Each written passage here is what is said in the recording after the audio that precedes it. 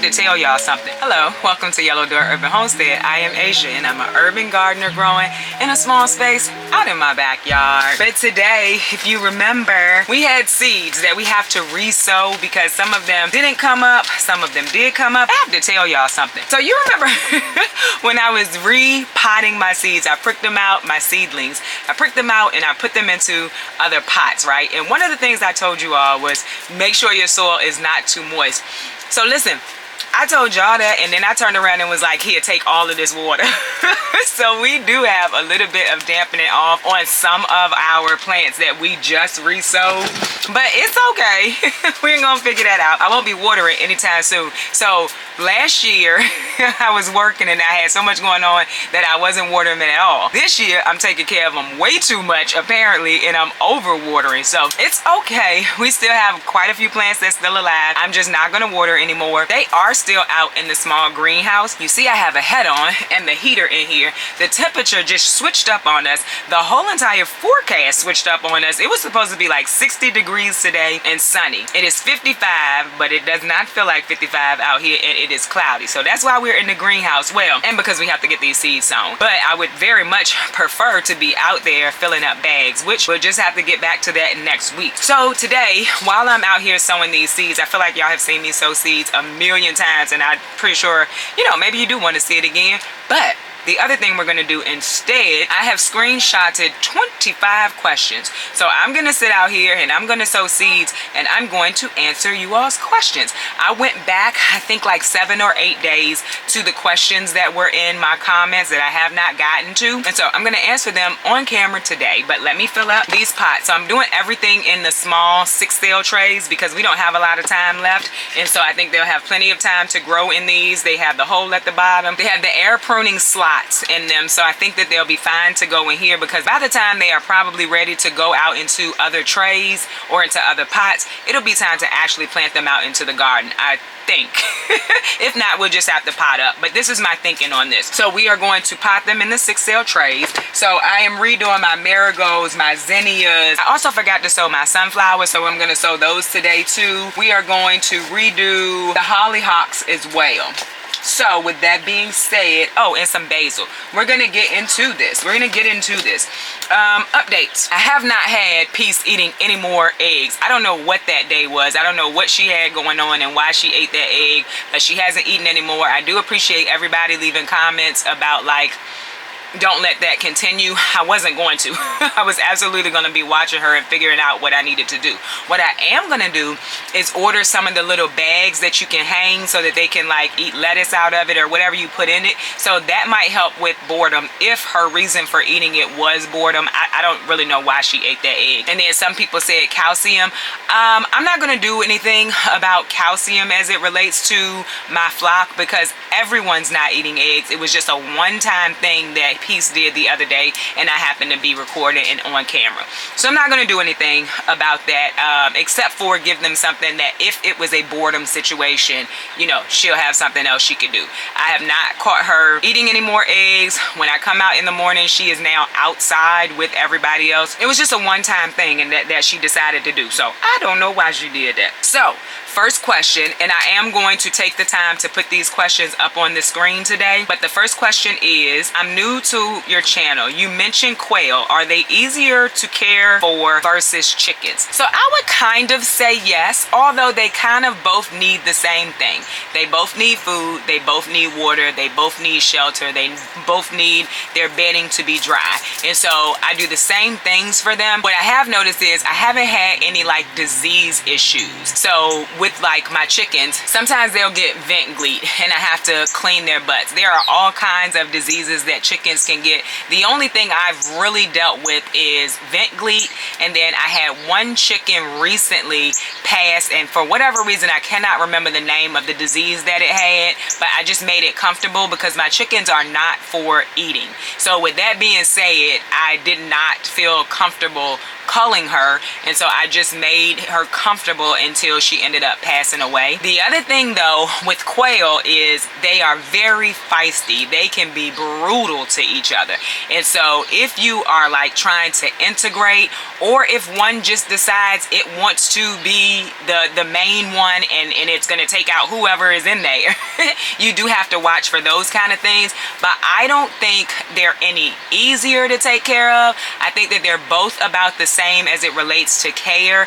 But I will say, for me, in my experience, there isn't a lot that I have to do to take care of the quail or to take care of the chickens.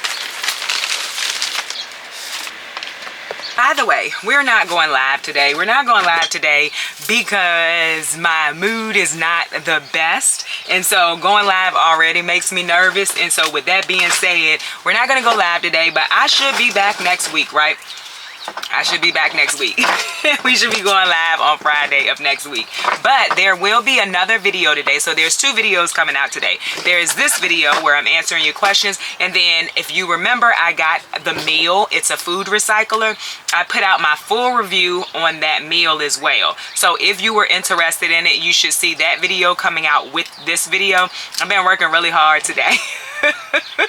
All right, question number 2. Have I tried to trap the mole or the vole? I'm also going to include this with another question that I got that was basically, do you want to know if you have a mole or a vole or whatever is terrorizing your garden? Do you want to know how to get rid of it? And the person was like, they're just curious. I have not tried to trap the mole or the vole. That's the answer to that question. What I did do is put the little sound things out.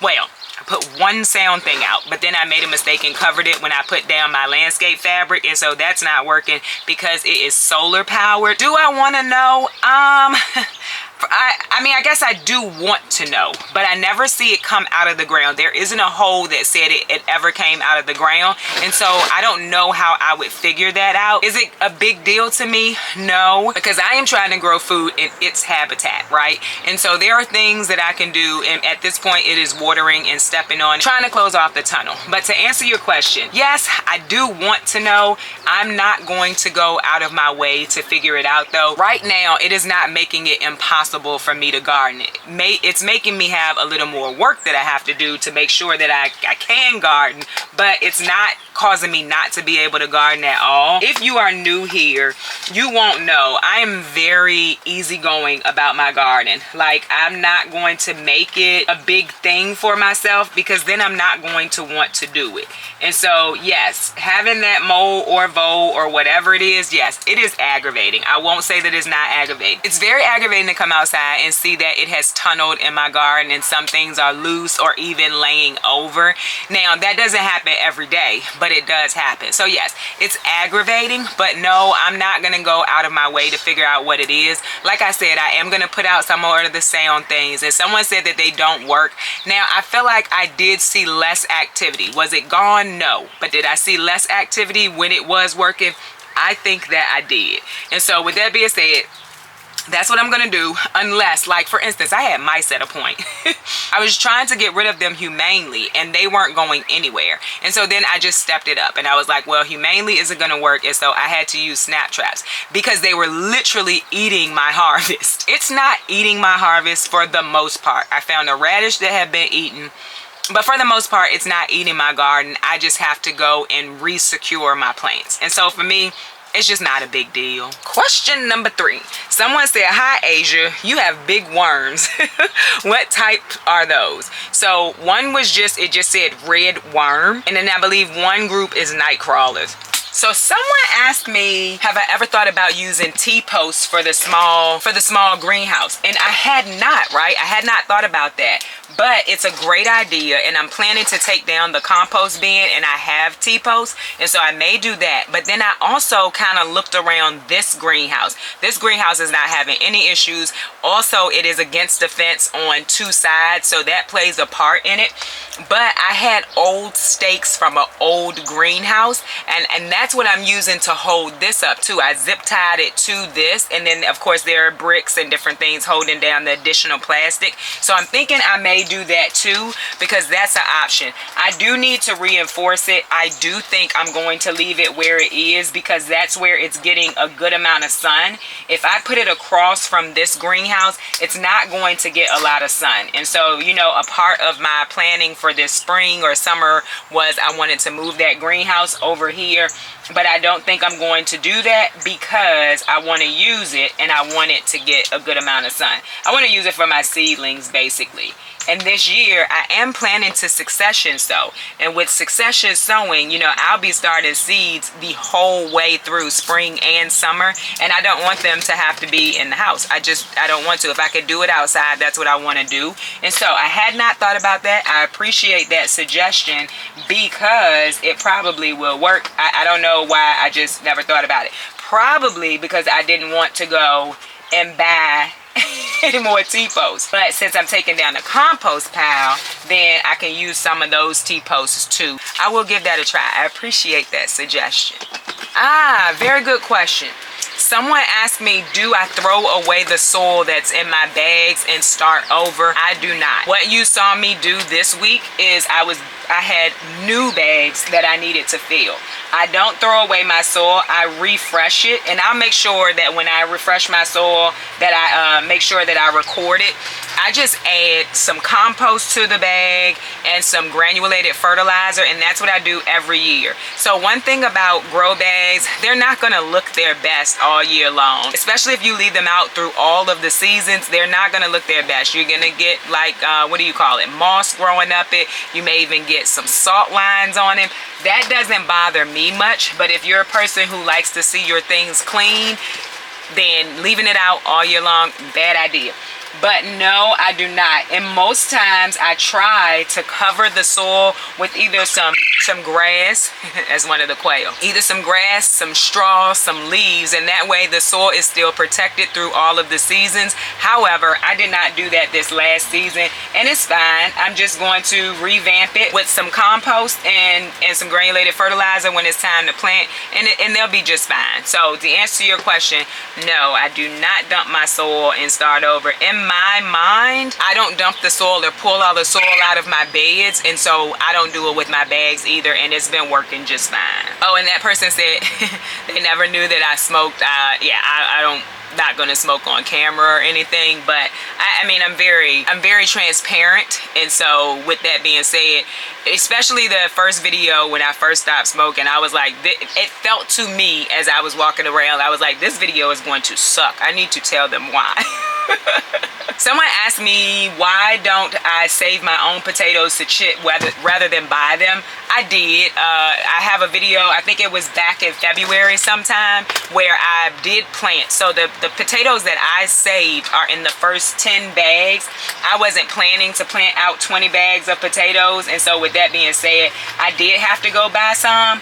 But yes, I do save my own potatoes. I do let them chit and I do replant them. I just didn't save enough for 20 bags because I wasn't planning on actually planting out 20 bags. I happened to decide I wanted to buy more because I liked the color and I thought it would just be really pretty going down the aisle and in the garden. And so I do, but I didn't have enough. Oh, by the way, this was not a question. I just want to tell y'all. My chestnut mushrooms, they are fruiting again. Oh, but that was a question someone asked, is did I find another mushroom supplier? I have not yet. I have not. I have been looking though. I have been looking, and I think I said it in another video that I would prefer to get them locally, like I could just go and pick them up. But if I can't find any, I'll definitely order some.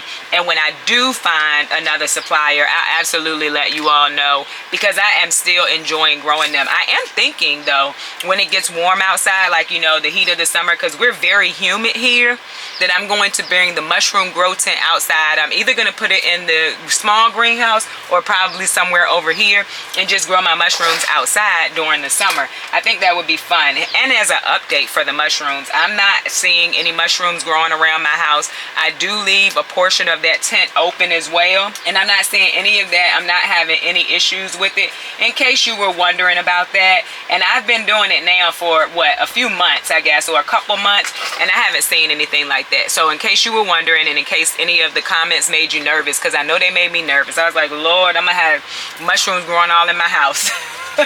But but there are no mushrooms growing in my house, just so you know. So someone asked about the straw that I used to use, and they asked, do I remember where I got it from? I do. I got it from Tractor Supply, and so I don't know if it was sprayed. It didn't seem to be sprayed. Nothing died. I did not get it from anywhere special. I just went to Tractor Supply. They have a large trailer full of it. You ask for the bales that you want, and they give it to you. So I was taking a chance, and I took a chance for probably 2 years, and I didn't have any issues with it. So that's where I got it from. I got it from Tractor Supply. We don't have a lot of farming places close to us, so I most of the time have to use a big box store, and I can go to my local feed and seed. Someone asked me what local feed, this is a question, but I'm just gonna throw it in here. Someone asked me what local feed and seed I go to. So if you're in my area, it's called Heretic Feed and Seed, in case you're interested. Next question, someone asked me, am I having issues with groundhogs? True story, whatever is in my garden could be a groundhog. I don't know what it is. So I say mold, vole, it could be a groundhog, but I think groundhogs come up out of the soil, right? But to answer your question, I do not know. I do not think so, but I could quite possibly be having issues with groundhogs. Who knows, guys? Who knows? Okay, so another question is, someone said, nice video. Would it help if you put a net over your squashes, like over broccoli and other cabbages? They said, I know you do not cover, but just for their understanding. I do believe it would help. I definitely know it will help for the broccoli and the cabbages. So one thing that, if like you're new here, you may not know. If you've been here for a while, then you know.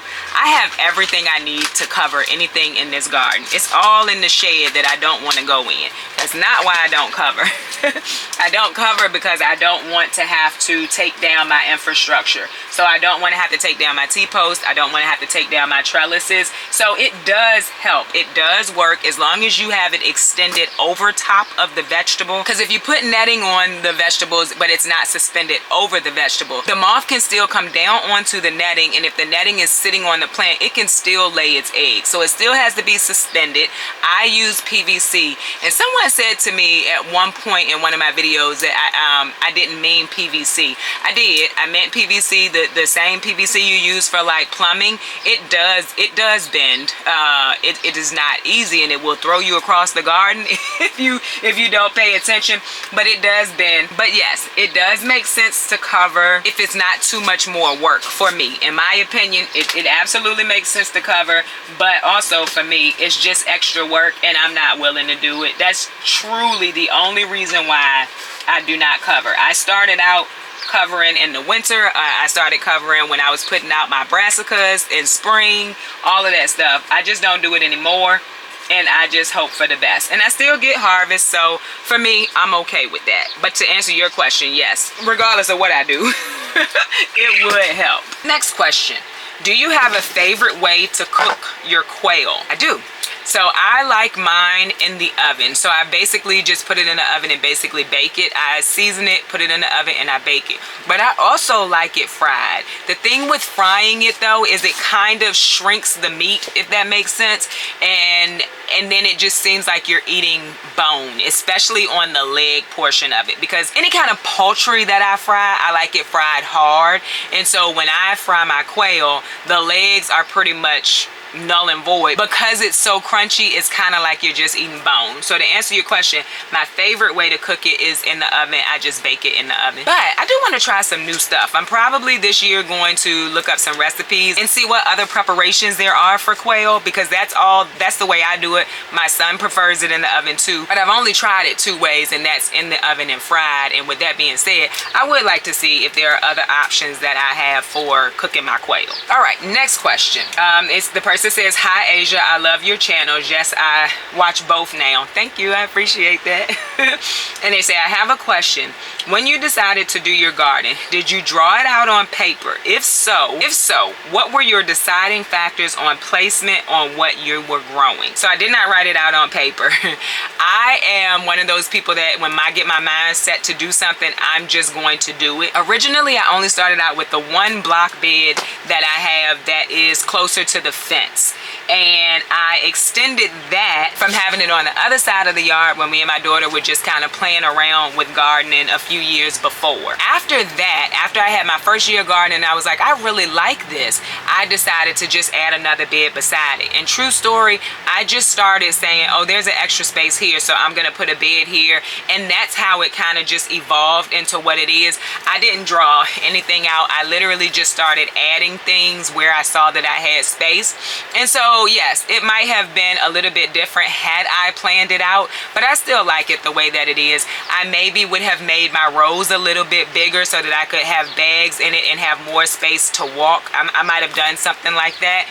But other than that, I don't have an issue with my garden. Now, what I will say is the beds that are closer to the fence, farther away, closer to the fence. By the way, somebody told me it's time to power wash my fence. It's not gonna stop my garden from growing. I am not one of those people. Everything does not have to be pretty, and it does not have to be perfect. And if you see something that you don't like on my house or in my garden, and it's just a cosmetic thing, chances are I'm not gonna fix it. So just for people's just for informational purposes. But what I was gonna say is the beds that are closer to the fence, I want them to be raised beds. I think that because we have shade over there, that if I were to put a raised bed there, it will be higher and maybe we wouldn't have as much shade. So I am looking at putting some raised beds over there, and then I'll just build them up and have the trellis still going down in the ground. I'm not going to move any of the trellising system. I'm going to build around it. So I'm looking into making those raised beds. But to answer your question, I did not draw anything out, but I also don't have a problem with the way that it ended up. All right, next question. Someone asked, do you thin them out if planted and scattered in the grow bag, in a grow bed or bag? I think this is when I was planting out the radishes and things. I do thin them out if I need to. So like the carrots, I will have to thin those because I did kind of oversow the rows that I put them in. So the answer is yes. And I don't do a lot of direct sowing in my garden beds, but if I do and they're too close together, yes, I will thin them out. The answer is yes. Okay, so one more question. There's 25 of them, so there's that. Someone asked where I was. They said that they met one of my subscribers and that they are in Richmond. I am actually about 32, 33 minutes from Richmond. I am south of Richmond, so I'm in Virginia, about 33 minutes south of Richmond. So very close to you. I have met quite a few people in Richmond. I used to work in Richmond, and I was on lunch break one day and I met a subscriber on lunch. And so it's kind of cool. But yeah, I'm about 33 minutes from Richmond, south. So another question that I got is, how do I keep squirrels out? I'm not doing anything to keep squirrels out of my garden. The trees where all of the things that squirrels like are in my front yard. And so I guess that I just kind of got lucky in that way because they stay in the front yard. They don't come back into my backyard, which is a plus for me. Like I said, I guess I just got lucky and that's where they stay. They don't really come into my backyard. I might see them like scamper across the top of the fence and they're headed somewhere else, but I have never, crossed my fingers hoping that it stays this way, I've never actually seen a squirrel in my garden. I've seen it around my house, but I've never had them in my garden. And like I said, hoping that it stays that way because I don't need another thing back here tearing up my garden. I just don't. Someone asked me, do I have a video on how I built my garden? I don't, because I wasn't even doing YouTube when I first started my garden. I was just gardening because I was enjoying it, because we were in COVID. I needed something for me and my daughter to do. So I don't have anything showing how I started my garden. I can kind of explain what I did though. Like I said, the first bed I had was the block bed that was closest to the fence. I added the second block bed and the middle bed at the same time. Later on, I wanted a strawberry bed. And so the strawberry bed where it is right now is not where my strawberry bed started out. My strawberry bed was initially where the green Vego garden bed is. That's where it was initially, but then I moved them and put them where they are right now. Then I believe after that I may have put in the asparagus area and then the bed right when you come into the garden. After that I think I started the orchard area, and then I added all of the beds that's kind of around the perimeter. And so that's how I did it. And then I started adding the cattle panel trellises, and I didn't do those all at one time. Originally I just wanted an arch for when you come into the garden, and then I was like, well, I want more space to grow up and vining things. And so that's how I did it. And it was just more of coming outside, looking to see where I had spaces, and then just making garden beds. I did not plan it out at all. I know that's probably not the best answer, but I don't have a video because I wasn't doing YouTube when I originally started.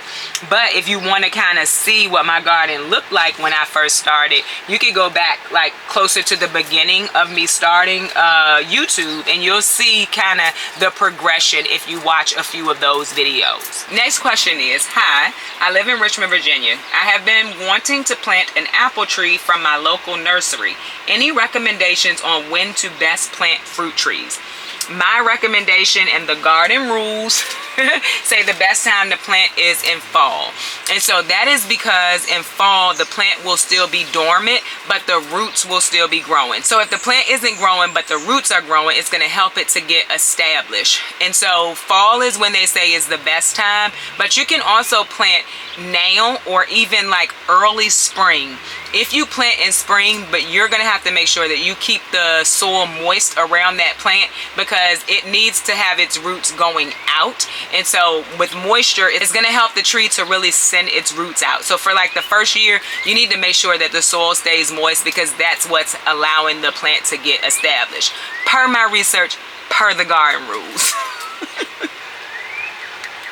So the next question, someone says, so for the hydroponics, is the solution fertilizer chemical based? How does it work if you don't want to use chemicals? We are also out of these candy canes in here. That's crazy. It's okay. So to answer that question, I am not well versed in hydroponics. I like to grow in hydroponics, and so I do. Do I wonder about if there's chemicals in it? Absolutely. I've said that before on videos, but I don't know. I have not done a lot of research. I am still going to attempt to grow it with Comfrey tea, like using that in the hydroponic system. I just didn't have enough this year. So if you remember, I started one of my hydroponic systems with Comfrey tea, and it was working. I did have to give it Comfrey tea way more often than I was having to give it the fertilizer that came with it from the company, but it was working. And then I ran out of Comfrey tea. So to answer your question, I don't actually know, but I am doing some trials and some tests and playing around with it so that I can see, that was a net, so that I can see what works and what does not work. But as of right now, I don't know. Next question. Would like a video on how you grow your blueberries and what size containers you use. My blueberries are in the ground. I don't have them in any containers. Now, I do need to do my fertilization, and I have been looking at them, and I do think I have some branches that are dying. So normally I would not, prune it. I don't think I've ever pruned my blueberry bushes, but I'm looking at them now, and it does appear that I may need to prune some of my blueberry bushes. And so when I do that, I will absolutely make a video, but they're not in containers. So if you are wanting a video on how to grow them in containers, I wouldn't be your best resource because all of my blueberries are in the ground. Now, I do think Broke Farmer, I talk about Broke Farmer all the time, and I will put a link to his channel below. I think Broke Farmer has some blueberries that are in pots, and I'm sure he could probably give us some information on growing them in pots because I think he grows a lot of things in pots. I just don't. From the time that I got blueberries, when I went out looking for them, I knew I wanted them in ground. I say that all the time. I was never open. I was never even open to growing them in pots, y'all. I always wanted them in ground, and they've been working out really well. Next question. Someone wants to know, do I grow comfrey? Well, A few people wanted to know, do I grow comfrey? You may be new to the channel, but yes, I do grow comfrey. I got my comfrey as like the little roots. I did not start them from seed. I was in a seed swap group. I'm still in the seed swap group. I'm just not as active as I used to be. Okay, I'm not active at all, y'all. I'm not active at all.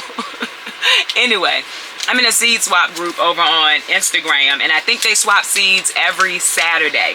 And someone came up with the idea to just do a group order of the comfrey roots, and that's where I got the comfrey from. So I didn't start them from seed. I started them from root, and I got them from a seed swap group where we all just kind of paid. I want to say we all paid like $5. And we ordered a whole bunch of roots, and then there was one person who did the order, and then she mailed them out to everybody. So if you're looking for comfrey and you can't find it, then you may want to try seed swap groups. Also, Mary's Heirloom sells comfrey. I believe Strictly Medicinal also sells comfrey, and I don't know if they do it just from seed or if they do root and seed, but both of those places have comfrey. And if anybody has any other suggestions on where you can get comfrey root or seed from, go ahead and put it in the comments, because it seems like a lot of people are looking for it. But for me, I can't really give you any resources because I honestly don't even know where it was ordered from in the seed swap group. That's one thing about the gardening community, that like people work together, and I absolutely love that. So I thought that was cool. I planted them wrong. Let me fix this real quick. All right, on to the next question. Someone asked me how old were my seeds that did not germinate, and what are the oldest seeds you have planted that have germinated. So I started gardening in 2020. I'm still planting seeds from 2020, so I don't know what the oldest ones were in the last group, but I will plant any seed from any year. And again, if they're very old, I may plant more than 1 or 2 in the sale just to make sure that I do get some germination. But I'm never throwing seeds away. Jess over at Roots and Refuge, you guys know I talk about her quite often too. She tells this story about, I don't remember what kind of seed it was, but she threw the seeds away because the package said a certain date. And that's where I learned, don't throw your seeds away, just maybe overseed them, because they're still going to grow. And I don't know who it was. It might have been M.I. Gardener or either Epic Gardening. They had some really old seeds out of a shadow box. Might have been M.I. Gardener. Y'all can say who it is because I'm sure someone knows. And they planted them and they germinated, because seeds still will germinate. The germination rate of the packet of seeds may go down, but there is still more than likely some viable seed in that packet that will germinate from years and years ago. So to answer your question, I have planted seeds myself personally from 2020, but I know seeds from years and years ago will also still germinate. Next question. Someone said, how do you stop your seeds from being leggy? At the beginning, how you would stop it from being leggy is making sure they have enough light, making sure the light is close enough to the seedling so that the seedling does not have to reach for light. The other thing is you want to make sure that if you use a humidity dome, you remove it as soon as the plants start to germinate. Too much humidity and not enough light both will make your plants leggy. Now, let's say they come up and they're already leggy. You can plant them deeper. You can plant them deeper than they grew, and then that's also another way for you to ensure that you don't have leggy seedlings too. So those are the 3 things that I would suggest. If anybody has any other suggestions, feel free to drop them down in the comments. So listen, Mammoth Sunflower, I feel like I have more in the house, so I only have 1 in this pack. So with that being said, I'm gonna have to go back in the house to get them. So we're just gonna move on to something else. I feel like I planted Country Romance in, yeah, I did. Ford Hook in Country Romance. I'm talking and doing this at the same time, y'all. And this a problem for me. Someone said, do I have an update on the ranunculus? The update is they did not germinate. And that could have been because I let them soak too long. Who knows? They didn't germinate. I don't think that I'm going to go back to get any more. I really don't, because they don't last too much longer after the cooler part of spring. So what I was thinking is, because I do want some, I may go to Lowe's or Home Depot. I was there this week getting soil, and so they definitely had pots for like $19.99, but the pots had like 5 to 6 plants in them. So I could do that. And that's probably what I'm going to do. I'm not going to try to get them to germinate again this year, just because it's kind of getting late at this point. Someone asked, do you ever get blossom end rot with San Marzano or Roma tomatoes? Yes, I did. And last year, when it started to happen, there are reasons why your plants will get blossom end rot. Sometimes it's because it doesn't have enough of a certain nutrient, and I cannot remember I can't remember which nutrient it is. Somebody, put it down in the comments, because I know everybody knows, but for whatever reason, I just can't think of it right now.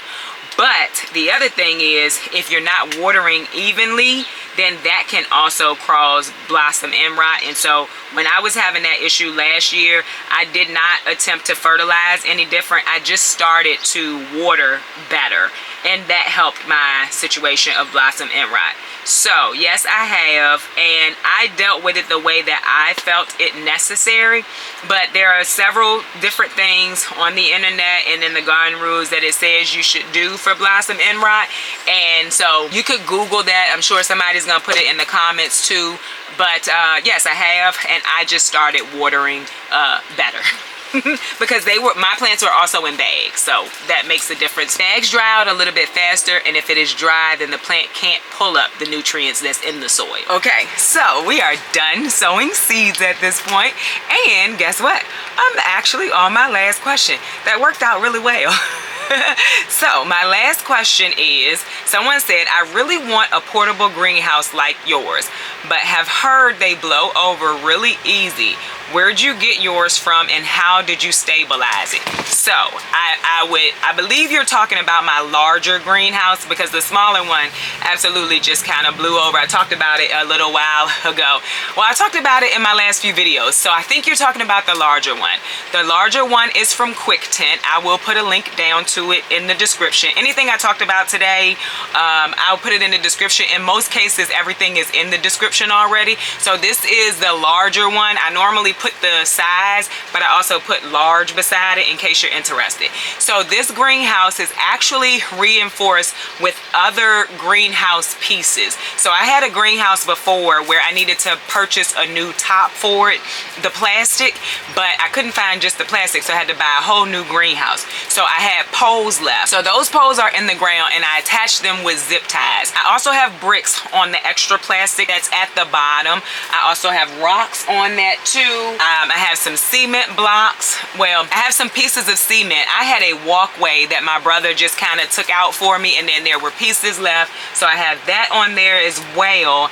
And then I also have my strawberry pots, so that helps to weigh it down a little bit too. There's 4 strawberry pots, and then like I said earlier in the video, it's against a fence on 2 sides, so that helps with the wind too. So it is reinforced. As a matter of fact, when I first put this one in, if you go back to the video, this flew all across my backyard when it got windy or we had a storm or something like that. So it is reinforced, and that's what I need to do for the smaller greenhouse too, because these greenhouses do work, but they do have to be reinforced. So that is how this greenhouse is reinforced, and this greenhouse is from Quick Tent. I think I've had it for a year or two, and it's doing just fine. The plastic is doing just fine. I did power wash it because it does get dirty just like any other greenhouse. So I did power wash it, but in general, it's doing really well. So that was my last question, and I am finished sowing these seeds. Of course, I need to put some water in it. Not a lot of water though. Not a lot of water, because we don't want to lose no more seedlings. We want these seedlings to grow like they would any other time when I'm not over taking care of them, because that's apparently what I'm doing now. So I hope that you enjoyed this video. If you did, don't forget to like, share, and subscribe. Don't forget to visit me over on Instagram, where I post about the things going on in my garden almost every day. Bye, y'all.